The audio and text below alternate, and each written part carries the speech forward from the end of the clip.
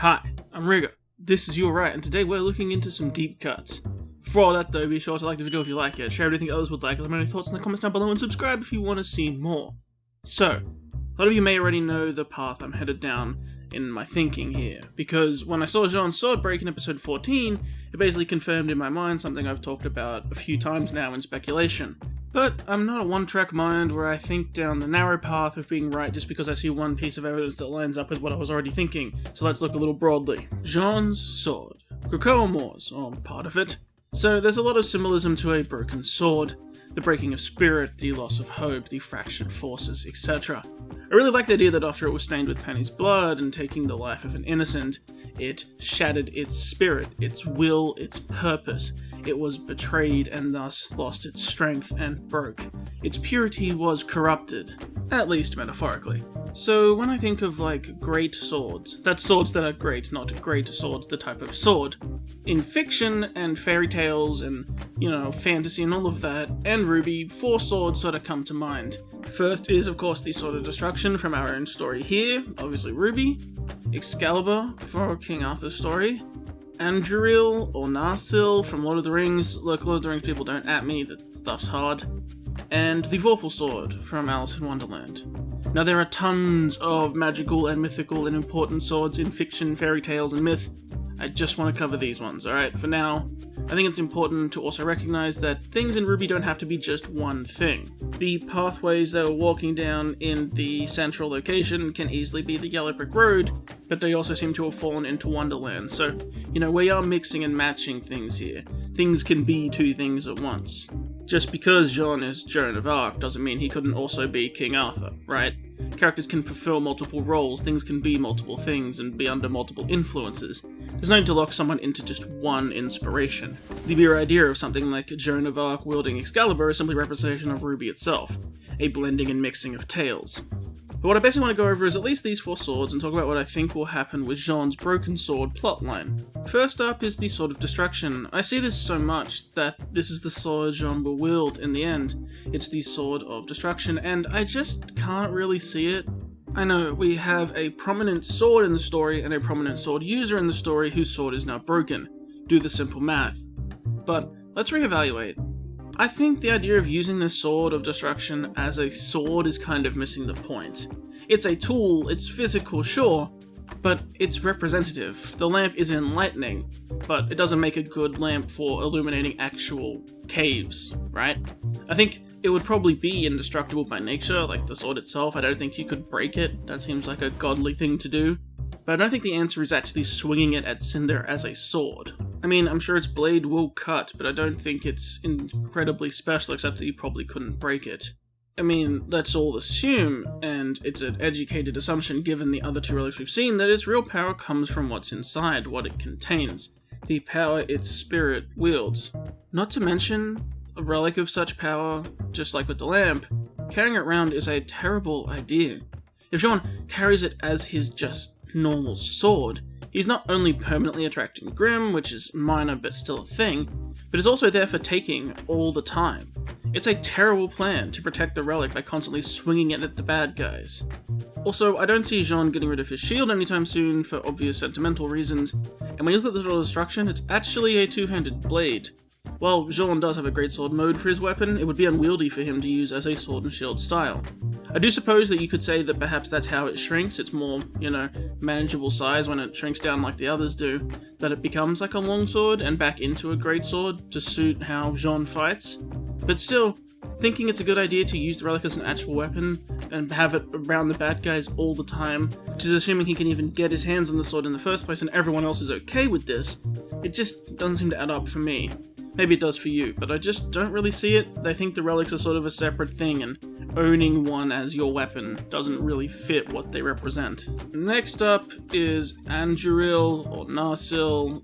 Again, don't at me, Lord of the Rings people. And, I admit, my Lord of the Rings knowledge is pretty slim. I've seen the films, I know a little bit, but not a whole lot. It mostly came to mind with the themes of the Shattered Sword, right? The Sword of the King, that once it was reforged, unites the people of the land under one ruler. It fills that void for the people who lean into the idea that Jaune is a descendant of the King of Vale, who was Oz, so descendant of Oz. and that he will wield the sword again to unite the people under him. It's a decent theory, I guess, like a lot of people are still bought into it, but I'm not sure about that. The idea that he's going to get his sword reforged and it means a great thing that's going to unite the people of the land under Jaune is a bit of a stretch. I like the idea of reforging a sword of importance that is like a symbol to many, but no one else has taken any note of Jaune's sword being a symbol to many. It's just people reading into my great-great-grandfather used it to fight in the war, right? And yeah, also, Tolkien isn't a fairy tale, at least so to speak, but it is fantasy, and it was like an originator of its time, so it's certainly not wrong to like rule it out as an influence in the story. Especially if we're already including things like Alice in Wonderland, right? Same goes for that. But yeah, Jaune says his great-great-grandfather used it to fight in a war, but we literally don't know anything more than that. We assume that war was the War of Remnant, the Great War, but there's literally no other info other than that. Personally, I feel it's separate from the, Oz part of that war. He did use that sword to fight in the war, but the one Oz was using was a sword of destruction, but I don't think he used it as a sword, right? He probably did swing it at some people, but I'm pretty sure he used its powers, and the powers of the other relics he was said to have at the time. It fits with a lot of the themes of actually undercutting these ideas of legends too. Also, I've seen a lot of people mention the Pyrrha's side of things, as, his weapons have been augmented with Pyrrha's influence, but his shield does have that too. And when he falls, he does have at least his hilt and his shield. So, I do think there's a chance that he has the blade reforged on the other side, maybe, but I doubt it's like from the pieces that were shattered. By which I mean I don't think he collected all the disparate parts and shoved them into the sheath and took them with him to have it actually reforged as the same sword in the same way that they did for Lord of the Rings. I feel like specifically collecting the disparate parts and having it reforged to be really a sword of importance that it was all along is off given current events. Then instead, Jaune makes himself more than his ancestors, and rather than discover he was the chosen destiny of inheriting this great sword, he forges his own path, and with a new sword becomes more special than being chosen as special. Jaune uniting all the nations under one sword like Aragorn did sounds great in concept, but so far there's literally no way he could do so. And one country is now underwater anyway.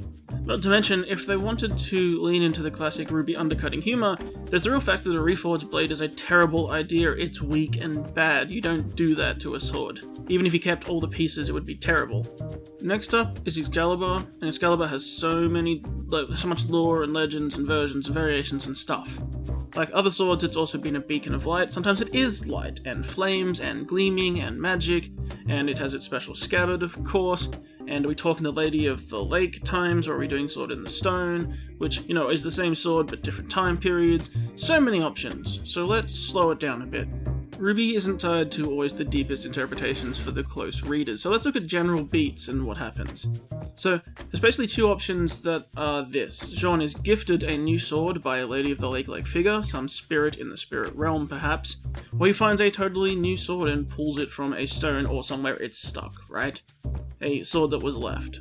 Metaphorical or not, he gains a new sword with otherworldly properties. The idea of a sword of light is interesting, like perhaps a sword with the properties of Silver Eyes itself from the spirit realm, imbued in a way that Grimm die instantly, and it deals devastating attacks to someone like Cinder.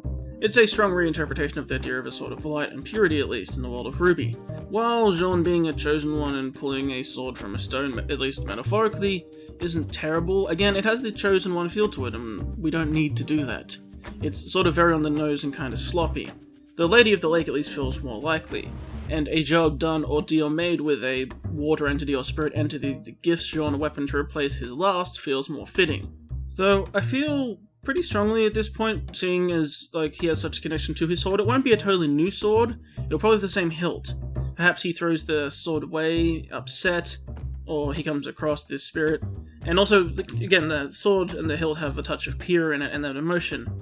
So instead, like I said, he throws it away in a lake, or he is offered that after completing a quest, or, for some other task, he will be given the sword back, magically reforged with a fresh blade on the old hilt to carry. But that brings us round lastly to the big one, the one I've been saying for a while now, and that's the Vorpal Sword.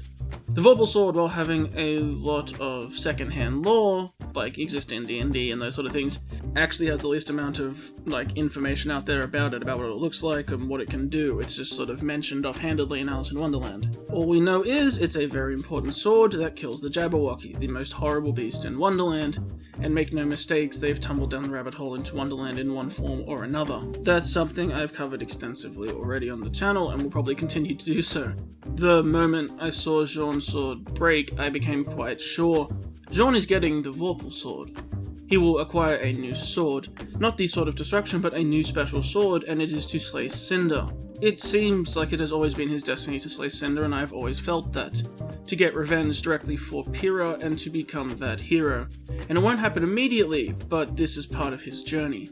The first time he faced Cinder, he got destroyed and stomped. The second time, he did well, he fought well, but his tools failed him, and he wasn't strong enough. And the third time, the third big interaction is probably when he'll kill her. It's just natural beats of storytelling. The big showdown, and he will probably cut off her head. And this will help him do so. In this otherworldly place, he'll require a blade that can do the job. Rather than being special by birth, he's special by action and will acquire a special weapon. We saw Crescent Rose and the other weapons fall in, so there's no reason that weapons from here couldn't pass back out. The poem of the Jabberwocky directly says that it's a beast with eyes of flame, that the Vorpal blade went snicker-snack, left it dead, and with its head went galloping back. Jaune will take off Cinder's head, with this shot that should have always been a swing, not a stab, her flaming eyes dying. But there's another bit earlier in the poem. He took his Vorpal sword in hand, long time in the manxome foe he sought, so rested by the tum-tum tree, and stood a while in thought. Well, look, this may be the Tree of Life, this may be Yggdrasil, but it could also at the same time be the tum-tum tree. A lot of phrases and words in that poem are combinations of words and rhyming nonsense.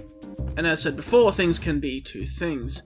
I'd have to wager that this tree, despite whatever else it may also be, is our tum-tum tree. And in said tree rests people, or perhaps a spirit to tie back towards Excalibur more, that will make/gift a repaired Vorpal sword back to Jaune.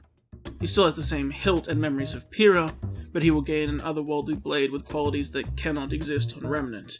The details of what exactly it can do, there's no way of knowing. Like I said, a blade with silver-eyed properties could be interesting. Invulnerable materials that can't break, of course, seems very interesting. Sharpness down to the atom that can cut through anything is interesting. A guiding light power to lead the way. Perhaps absorbing elements to make itself stronger. Or simply ability to absorb magic, working as a shield itself. I mean, there's basic stuff like catching on fire or whatever, but that seems very, pedestrian and lame, especially versus something like Cinder. We can do better than that. But yeah, this feels very likely to me now. Cinder may be Cinderella, but she is also the mythical Jabberwock, the great beast of the story. Even if there is a great big bad creature to beat in Wonderland, Cinder can also be this overall for the story. So if you want my conclusion, it's kind of a mix of the many. I feel this tree will hold the answer for the team, that it will house a Lady of the Lake-like spirit, gender in the show doesn't matter, just that kind of role, that provides a way home and/or a new sword for Jaune that can facilitate the making of one as a reward perhaps. Upon perhaps slaying a great beast of the land or completing some other quest, Jaune's sword will be reforged with an otherworldly blade. The hilt intact, but the Lady of the Lake, so to speak, will give him a blade unlike any other, a Vorpal blade which he will carry with him to slay the great beast, Cinder. Probably indestructible in its own right, and perhaps with even more powers and properties from sharpness, light, silver eyes, flame, death, and more, and Jaune will carry it with him, so that his third and final showdown with Cinder, he can finally take her head, the Jabberwocky's head. We've seen weapons pass through no problem, so it should all be good to get back. Perhaps you mix it all up and it's even delivered in a stone for Jaune to pull it from because he's worthy, which he may be doubting at the time given everything that happened with Penny. Perhaps that is something you could do where he has to, fulfill his own feelings to wield the sword. You can do that. If you want to go even further and say Jaune will unite the people under that sword, it's a new sword of a king, perhaps, an Excalibur if you will, you also can. The Vorpal sword has no definition except for its implied power, and the gang is in Wonderland. Reforging of a sword is silly in practice, but, when you involve magic and otherworldliness, it kind of removes all that, and the concept of keeping what's important, like the hilt, with some of Pyrrha there, but also adding a blade that can do something none else can. It's pretty cool. A sword to lead the people, a magic sword to rally under, gifted by an otherworldly entity and only wielded by one who is worthy. All of these could happen at the same time and add up to mean Jaune's sword isn't Excalibur, it isn't Anduril or the Vorpal Sword, but is in fact all of them at once. Similar meanings blended into one.